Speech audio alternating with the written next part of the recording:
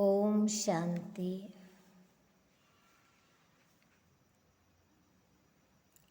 आज की मुरली है 6/12/22 के। मीठे बच्चे, 3 बाप का राज सबको कहानी मिसल सुनाओ। जब तक बेहेद का बाप को पहचान कर पावन नहीं बनते हैं तब तक वर्षा नहीं मिल सकता। प्रश्न, बाबा बिल्कुल ही नया है, उसने तुमको अपना कौन सा परिचय दिया है? उत्तर, बाबा को मनुष्य ने हजारों सूर्य से तेजोमय कहा है, लेकिन बाबा कहता है मैं तो बिंदु हूँ। तो नया बाबा हुआ ना। पहले अगर बिंदी का साक्षात्कार होता तो कोई मानता ही नहीं। इसलिए जैसे किसी की भावना होती है वैसे उन्हें वैसा ही साक्षात्कार हो जाता है। गीत है आज का, ओम नमो शिवाय। ओम शांति। निराकार भगवानुवाच। सिर्फ भगवानुवाच कहने से कृष्ण का नाम याद आ जाता है, क्योंकि आजकल भगवान सब हो पड़े हैं। इसलिए निराकार शिव भगवानुवाच कहते हैं। गॉड फादर कहा जाता है। निराकार भगवानुवाच किसके प्रति? निराकार बच्चों रूहों प्रति। रूहानी भगवानुवाच व ईश्वर वाच यह अक्षर शोभता नहीं है। निराकार भगवानुवाच शोभता है। अब घड़ी घड़ी तो नहीं कहेंगे, यह है बहुत गुप्त। इनका चित्रण निकल न सके। बिंदी बनाकर भगवानुवाच लिखे तो कोई मानेंगे नहीं। भगवान के यथार्थ नाम रूप देश काल को कोई जानते ही नहीं। अगर बाप को जान जाए तो रचना को भी जान जाए, परंतु न जानना ही उन्हों का ड्रामा में नोंदा हुआ है। तब तो फिर बाप आकर अपनी पहचान दे।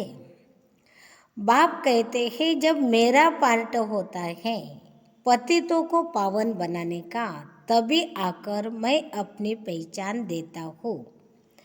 पुरानी दुनिया को नया बनाता हूँ। पुरानी दुनिया में रहने वाले मनुष्य नई दुनिया में रहने वाले मनुष्यों को पूजते हैं। तुम बच्चों को समझाना है, जबकि ऋषि मुनि आदि सब कहते हैं हम रचयिता और रचना को नहीं जानते। फिर तुमने कहाँ से जाना? अगर तुम बाप को रचना को जानते हो तो हमको नॉलेज दो। कभी कोई को दे नहीं सकते, वर्षा दे न सके। तुम बच्चों को बाप से वर्षा मिल रहा है। तुम जानते हो बेहेद का बाप आया हुआ है नई दुनिया का वर्षा अथवा सुख देने। तो जरूर दुख खत्म हो जाएगा। वह सुखधाम, यह है दुखधाम। अब इस दुखधाम को विनाश होना है। नई दुनिया ही अब पुरानी हुई है, फिर नई बन जाएगी। नई दुनिया को सतयुग, पुरानी दुनिया को कलयुग कहा जाता है। नई दुनिया में जरूर मनुष्य थोड़े होने चाहिए। सतयुग में एक ही धर्म था, इस समय तो अनेक धर्म हैं। दुख भी है, सुख से दुख, दुख से फिर सुख होता है। यह खेल बना हुआ है। दुख कौन देते हैं ये किसको भी पता नहीं है। रावण को माया कहा जाता है, धन को माया नहीं कहा जाता है। विकारी मनुष्य जानते हैं कि देवताएं निर्विकारी हैं, परंतु उन्हों को विकारों का नशा चढ़ा हुआ है। देवताओं को है निर्विकारी पने का नशा। वहाँ अपवित्र कोई होते नहीं है। संगम पर ही तुम बच्चों को पवित्रता का राज समझाया जाता है। तुमको फिर औरों को समझाना है। बाप तो सारी दुनिया को बैठ समझाएगा नहीं, बच्चों को ही समझाना है, परंतु समझाने की बड़ी युक्ति चाहिए। सबको बताओ, भारत जो स्वर्ग नई दुनिया थी वह अब पुरानी हो गई है। रचयिता तो बाप ही हैं। वह खुद कहते हैं मैं ब्रह्मा द्वारा नई दुनिया की स्थापना कराता हूँ, बच्चों को एडाप्ट कराता हूँ। ब्रह्मा का नाम ही है प्रजापिता, तो जरूर इतने बच्चों को एडाप्ट ही करेंगे, जैसे सन्यासी फॉलोअर्स को एडाप्ट करते हैं। पुरुष स्त्री को एडाप्ट करते हैं कि तुम मेरी हो, या भी तुम कहते हो शिव बाबा मैं आपका हूँ। घर बैठे भी बहुतों को टच हो जाता है। फिर क्या कहते कि भल बाबा हमने आपको देखा नहीं है, क्योंकि बंधन में हो, आ नहीं सकती, परंतु मैं हूँ आपकी। पवित्र तो जरूर बनना पड़े। पतित मुक्ति जोन मुक्ति में जा नहीं सकते। पतित पुकारते रहते कि आओ आकर पावन बनाओ। तुम बच्चों को समझाना चाहिए कि भारत स्वर्ग था, ये लक्ष्मी नारायण स्वर्ग के मालिक थे। जरूर डिनास्टी चली होगी, नई दुनिया में नया राज्य था, अब वह नहीं है। और अनेक धर्म है, देवता धर्म है नहीं। ये पुरानी दुनिया कब तक चलेगी? वह सत्य को लाखों हजार वर्ष कह देते हैं। महाभारत लड़ाई का भी गायन है। बीच में थोड़ी खिटखिट हुई थी तो कहते थे महाभारत लड़ाई का समय है। यादवों की लड़ाई भी दिखाते हैं कि मुसलों द्वारा अपना विनाश कराया। कभी लिखते हैं पांडव और कौरवों की युद्ध, कभी लिखते हैं असुर और देवताओं की। असुरी दुनिया के बाद फौरन दैवी दुनिया है। वह पतित या पावन देवता कैसे लड़ेंगे? वह सतयुग में। यह कलयुग में दोनों की लड़ाई कैसे हो सकती है? देवताएं अहिंसक, असुर हिंसक। देवताएं नरक में कैसे आएंगे? अभी तुम संगम पर हो, नई दुनिया स्थापन होती है, उसके लिए तुम पुरुषार्थ कर रहे हो। दो बाप का राज भी कहानी मिसल समझाना चाहिए। सतयुग में है एक बाप, बेहद के बाप को याद करते ही नहीं, क्योंकि सुखधाम है। द्वापर युग में है दो बाप, लौकिक बाप होते भी पारलौकिक बाप को याद करते हैं। आत्माएं अपने बाप को याद करती हैं, क्योंकि आत्माएं दुख सहन करती हैं। पुण्य आत्मा पापात्मा आत्माएं सुनते हैं। संस्कार आत्मा में है। जिनमें दैवी संस्कार नहीं है वह दैवी संस्कार वालों का गायन करते हैं। गाया भी जाता है आपे पूज्य आपे पुजारी। पुजारी बनते हैं तो गाते हैं मुझ निर्गुण हारे में कोई गुण नहीं। उनमें गुण है, हमारे में नहीं है। पूज्य सो पुजारी, तुम ही पूज्य सो देवता थे, फिर तुम ही पुजारी बने हो। 84 जन्म लिए हैं। आधा कल्प पूज्य, आधा कल्प पुजारी। ये सब समझाना पड़े। देवता क्षत्रिय वैश्य शूद्र, इस समय हम ब्राह्मण हैं, बिके हैं।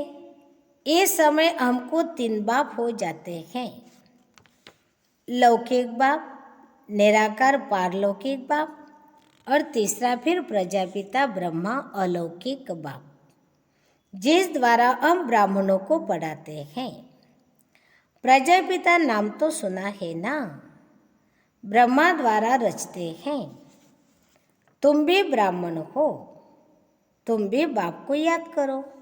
बाप कहते मैं आया हूँ तुमको वापस ले जाने। निराकार बाप आत्माओं से बात करते हैं। तुम कहते भी हो हम एक शरीर छोड़ दूसरा लेते हैं।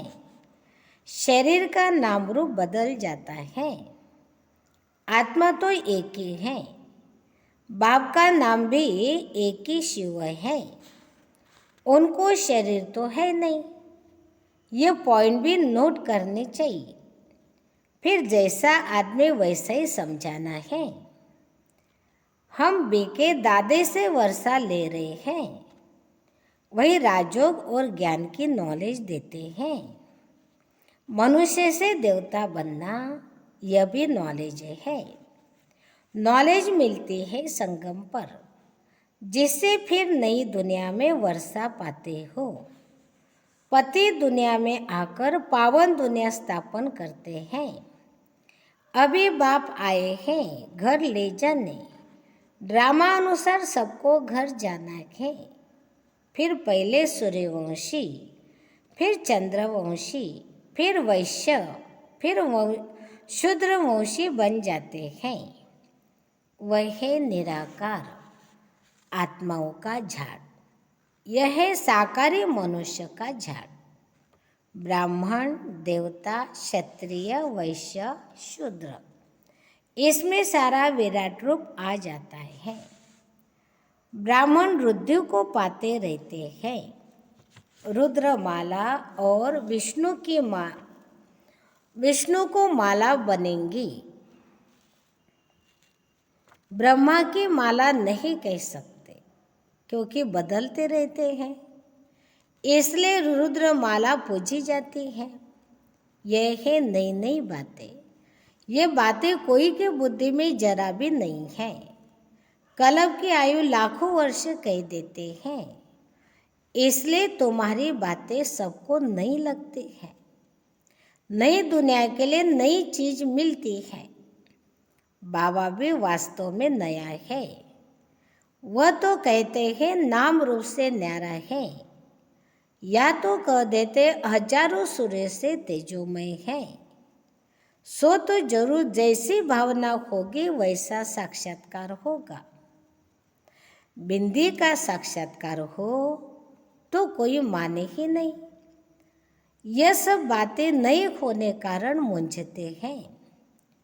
जो यहाँ के होंगे उनकी ही सैपलिंग लगेगी। तुम बच्चों ने अब अच्छी तरह समझा है, तो पारलौकिक बाप के लिए भी समझाना है। तुम आधा कल्प से उनको याद करते आए हो। सुख देने वालों को ही याद किया जाता है। रावण सबका दुश्मन है, तब तो उनको जलाते हैं। पूछो रावण को जलाते कितना समय हुआ? बोलेंगे अनादि। उन्हों को यह मालूम ही नहीं रावण कब से आता है। सतयुग में तो रावण होता नहीं। भारत का सबसे पुराना दुश्मन रावण है। रूह को पतित बनाने वाला है। आत्मा का दुश्मन कौन? रावण। आत्मा के साथ शरीर भी है, तो दोनों का दुश्मन कौन हुआ? रावण। रावण में आत्मा है। रावण क्या चीज है? बस विकार है। ऐसे नहीं कि रावण में भी आत्मा है, नहीं। रावण 5 विकारों को कहा जाता है। आत्मा में ही 5 विकार हैं।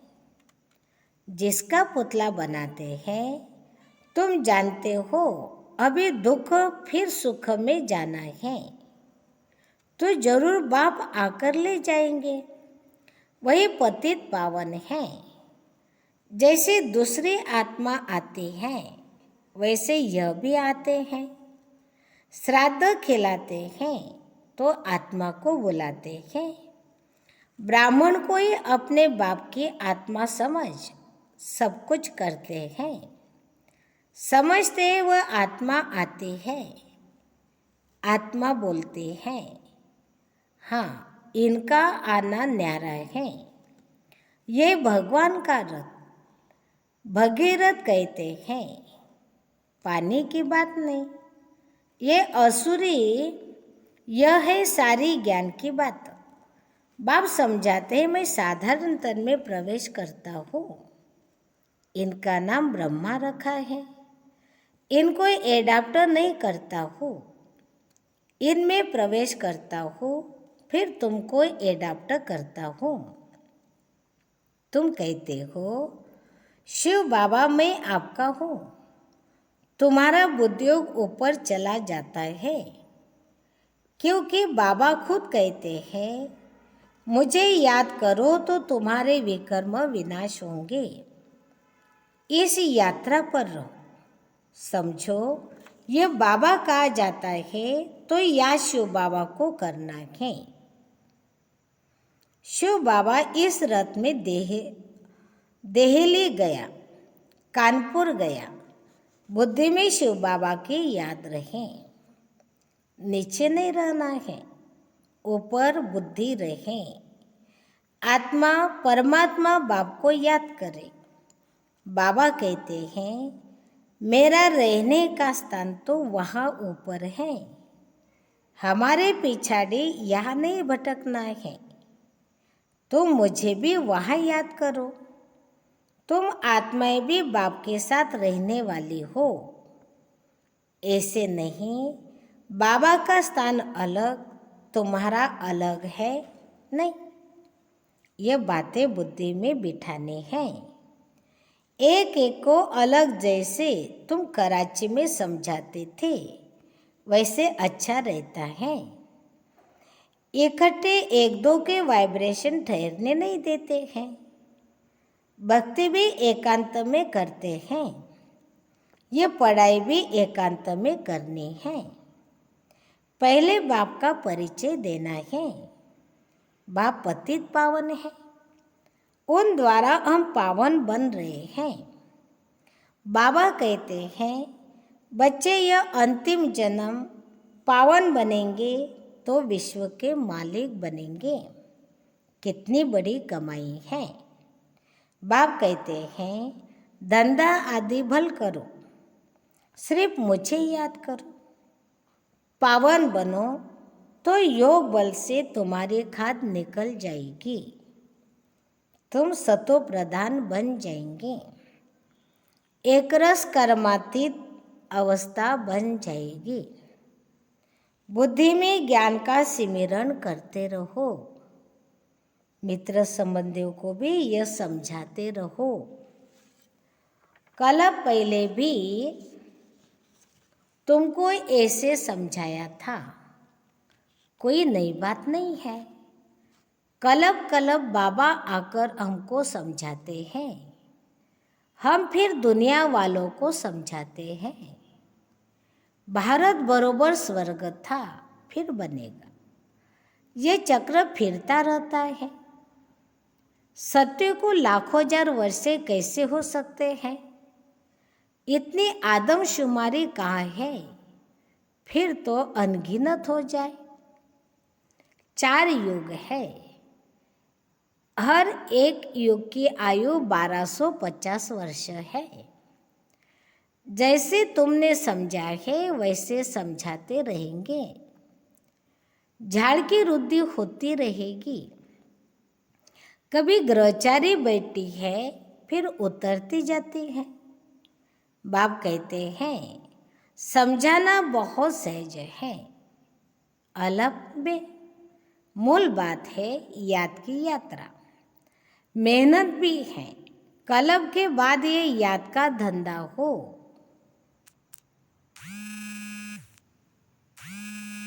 भगवान को कोई नहीं जानते। गाया भी जाता है सत्विक बिगर घोर अंधियारा। सोजरे में एक ही सद्गुरु ले जाते हैं। अच्छा मीठे मीठे सीखी लते बच्चों प्रति मात पिता बाप दादा का याद प्यार और गुड मॉर्निंग। रूहानी बाप की रूहानी बच्चों को नमस्ते। हम रूहानी बच्चों की रूहानी माता पिता बाप दादा को याद प्यार, नमस्ते, ओम शांति, शुक्रिया, थैंक्स का। धारणा के लिए मुख्य सार। पहली बात, योग बल से आत्मा को सतोप्रधान बनाकर एक रस कर्मातीत अवस्था तक पहुंचना है।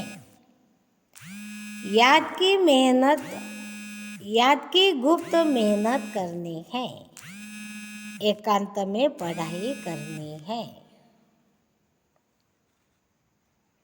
बाप से मुक्ति जुन मुक्ति का वर्षा लेने के लिए इस अंतिम जन्म में पवित्र जरूर बनना है। आज का वरदान, 1 पॉइंट, शब्द की स्मृति से मन बुद्धि को निगेटिव के प्रभाव से बचाने वाले नंबर 1 विजयी भव। वर्तमान समय विशेष माया का प्रभाव मन में नेगेटिव भाव और भावना पैदा करने व यथार्थ महसूसता को समाप्त करने का चल रहा है। इसलिए पहले से ही सेफ्टी का साधन अपनाओ। इसका विशेष साधन है सिर्फ 1 पॉइंट, शब्द।